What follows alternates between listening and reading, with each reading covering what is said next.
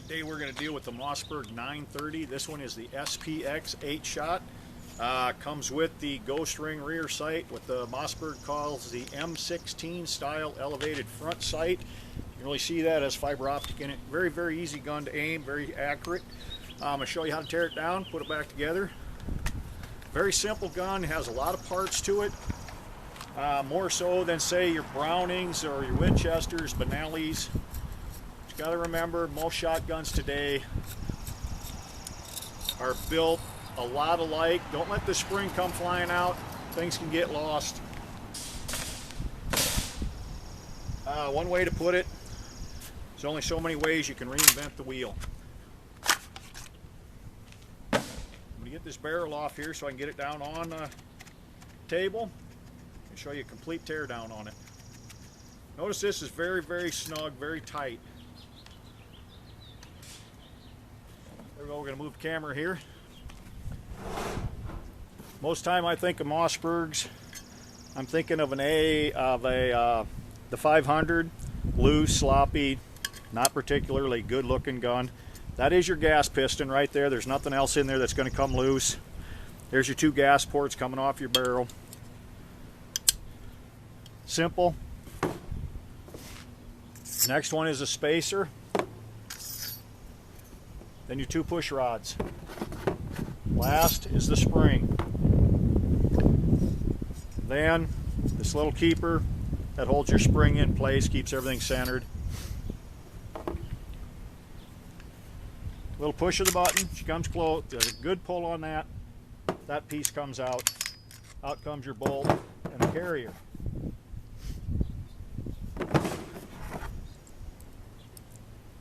The carrier to here, there's a very small pin in there.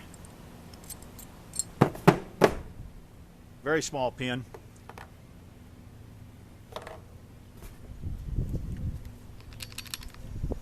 That's probably as far as a lot of people ever tear this down, except for one little difference there.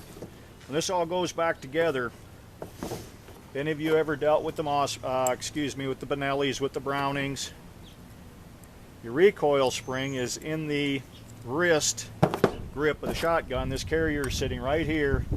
Your recoil return spring sets right here. Trying to get that in there can be a little bit difficult. The easiest, absolute easiest way to go about doing that, take a hockey puck. Every workbench needs a hockey puck.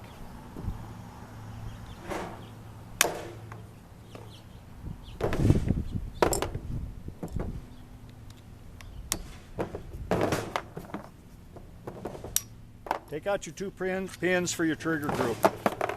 Don't lose that piece. This is the bushing with one of the pins going through it. Once it's in there, it's all captured. You can't lose it. You can see the springs in there if my camera's good enough. Springs go into that groove. These pins will not fall out.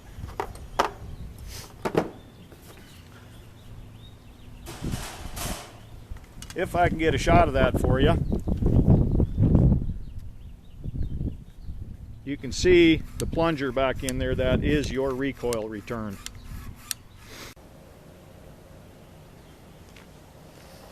All right, we're going to put the thing back together again. Turn the camera around, being right-handed, give you a better view. First thing we're going to do, we're going to put our bolt assembly. Very simple. There's only one way it can go. Notice that's kind of like a railroad track. We're going to drop it right in on the railroad. You push your bolt release right here. That's going to let that slide back down. What we're going to do is we're going to get that rat tail, I call it. We're going to put it right into that plunger. Push that button. She drops right into place. Very, very simple to do. Take your charging handle. The notch goes to the back. You can actually see the detent ball back in there. Push it into place. Now take your trigger assembly. Make sure your little piece in there that can fall out has not. And you can see the holes in there. It's very simple to line up. Not a big deal.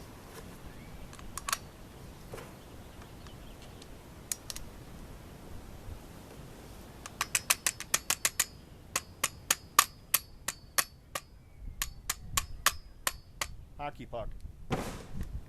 She locks back. Easy. That is the easiest way to put that bolt back in, is you're going to tear this gun down and clean it. Take those pins out, take out your trigger group, clean everything, and go back out in range. It's good to go. Alright, once that bolt is in, you're good to go. You're going to want to take your piston. There's a small ring that fits in the front of it. Just like that. Do not lose that. That will go into the barrel right there. Little clip. Keeps your spring centered and contained. Little pusher block. And your spacer. I said the 500s, the way they're built, a little loose, a little clunky. This thing is put together very tight, close tolerances, and it's like a jigsaw puzzle. Once you figure out the way to put them together, very slick, very easy. You got your piston in here. You want to pull this push block all the way back.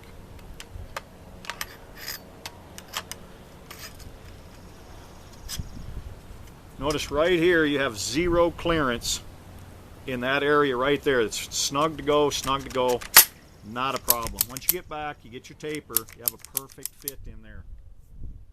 Slick and easy.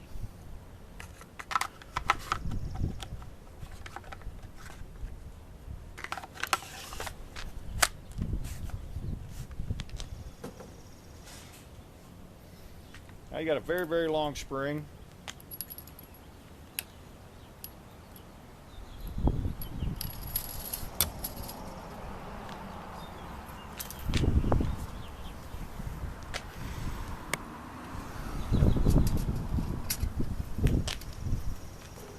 And a very long magazine cap.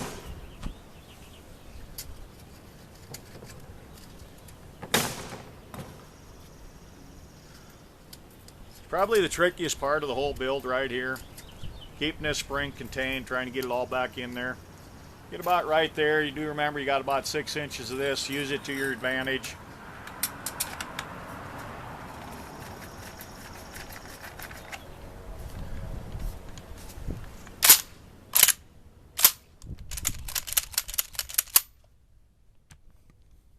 Simple, sweet shotgun. That's how you tear them down, put them back together. Let's do some more. Hey, this is what you're going to be looking at today. We're going to shoot a Herders.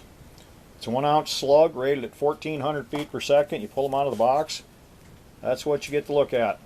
I've already cut this one. You have a rifled 1 ounce slug. The gas check is a very snug fit right into the tail end, the hollow base. And from rifle to target, that is now a one-piece unit. When you see shooting steel plates, the pieces bouncing off them, that's what you got. Kind of not much left of them. Hey, we're down here on the range, like I said, playing with the Mossberg 930 semi-auto. Full tube on it, self-defense rig. I've shot some bird shot through it. I have not shot slugs. I do not know where the sights are setting, so we may be off. I'm just going to run 3 rounds through it, see how it groups. I'm on the 25-yard line.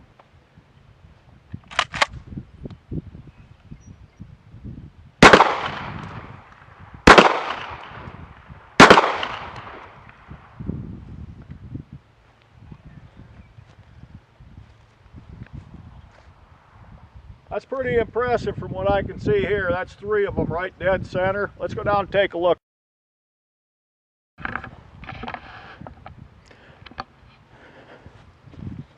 All 3 of them, perfect little hole. That could just be me, the way I hold the gun, the way I see the sights. I would just, I might not even monkey with it. I might just leave it right there. If I was going to shoot it for deer or something, use it for hunting, obviously that's more than accurate enough. I'd set the sights over a little bit to be on.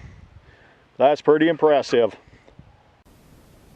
Here's another one, double-aught buckshot. Most of you have heard of that, no doubt.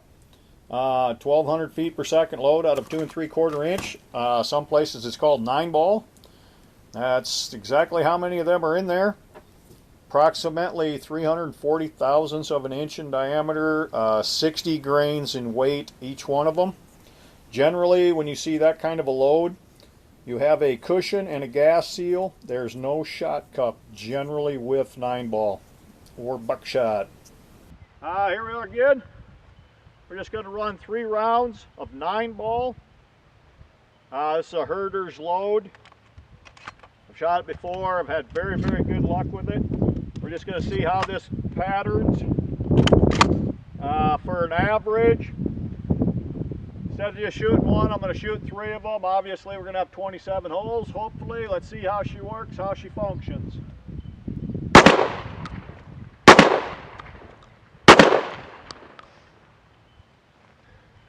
What I can see right here, that's some very good pattern down there. Once again, we're going to walk down and take a look at them.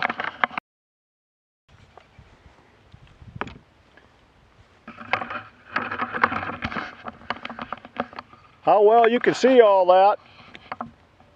Got one hole, blew his left ear off. Everything else is from here. Most of it is centered right through here. That's, I guess I have one off target clear over here. 2 here, 1 there, maybe that one. 5 rounds that I would say are off target out of 27, 25 yards.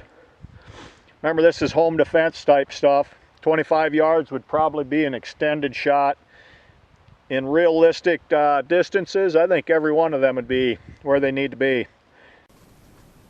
Here's one, it's called double round ball. Good reason, there's 2 of them in there, that's all. 650 thousandths of an inch in diameter on my scale. These 2 together are 1 and 15/16 of an ounce. Throw that with the shot cup, you got over 2 ounces payload going down. This wad looks just like any other one, except there's no slits in it. These things loaded on board are just like a 2-ounce slug. You see them on paper. Different kind of round, kind of interesting. Hey, one more load I want to show you here. It's another herder's product. It's double round ball. There's 2 balls in there that are about 15/16 of an ounce each. That's about 1 ounce and 7/8. They're rating at 1,200 feet per second. It's got a really weird wad in it. I'll show you that on the workbench.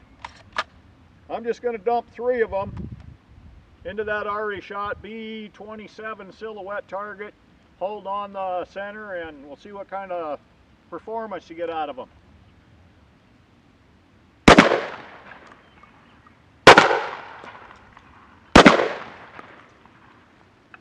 From what I can see here, it looks just like the slugs. Let's go down and take a peek.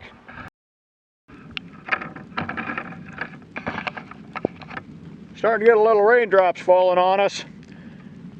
3 shots, there's 6 balls there. They do separate a little bit. There's 1, there's 2, 3 and 4. Imagine, like I say, that wad did not come apart on them. Don't know exactly what. Them are pretty good size holes. You know the wad went through there.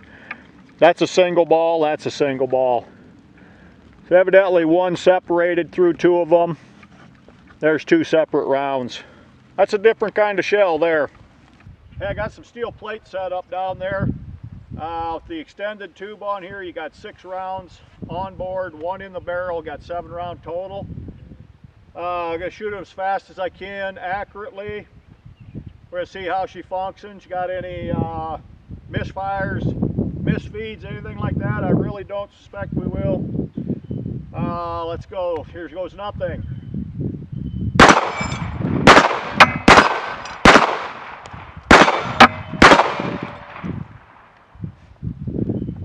Nothing like a warm barrel on a cool day.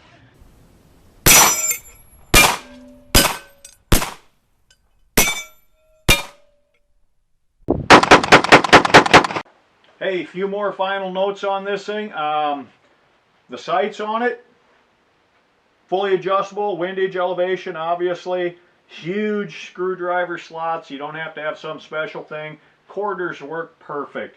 If quarter fits it, anything you got in your pocket, you need to make a fine adjustment, no problem. You're good to go. Recoil pad, I don't think we need to talk about that too much. Darn thing works good. The trigger in this thing, this is a shotgun. This trigger breaks, I don't have a gauge, I don't have a scale. I'm going to say it breaks around 3 pounds. The take up on it to reset, very, very, very short. Hey, like I said, most of my experience with the Mossberg line shotguns has been in a 500 wood, synthetics, whatnot, and what have yous. Loose, clunky, always run dependability. They repeated that dependability, I do believe, in the semi-automatic line, Mossberg 930. I don't think you can go wrong with one of these things. I really like it. Thanks a lot, YouTube. Have a good evening.